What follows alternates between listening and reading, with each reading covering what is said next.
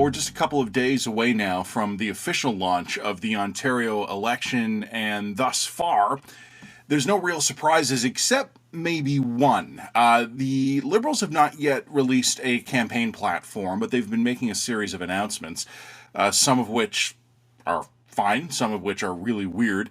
The NDP has released a platform, which I've read, and for the Progressive Conservatives, the platform is the budget they came out with just last week, which will, the legislature was immediately put into recess as soon as the budget was tabled, so there's not actually going to be any implementation of the budget.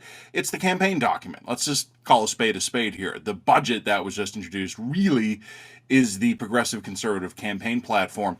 And so far, pretty much everyone's playing to type. The Conservatives are talking about, efficiencies, and we're going to build. We're going to make jobs. The NDP is talking about, health care and mental health care, dental care, the environment. The Liberals, again, we don't have a platform yet, but their commitments, other than the weird handgun ban thing, have all made a kind of sense, I guess. In the sense that it's what you'd expect from the Liberals.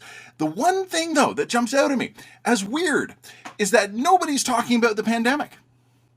It's just not happening. Now, the NDP in their platform, I thought this was interesting.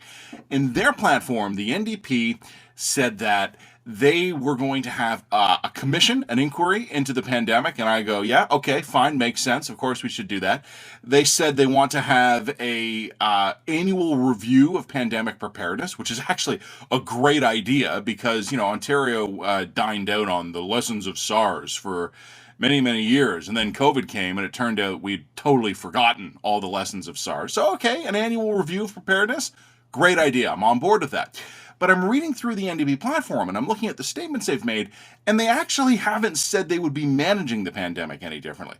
The Liberals, for their part, some of you will remember a couple of weeks ago, they had a bit of an awkward moment where we talked about it in one of these videos, where they had a big indoor event, campaign, rally, get the troops fired up, rah, rah, rah, no one wearing masks. And then afterward, of course, there was the series of groveling apologies. Oh, I don't know what happened. I was only taking my mask off for when I was giving speeches or when I was in photos or when I was talking to people. Oh, that'll be very effective here.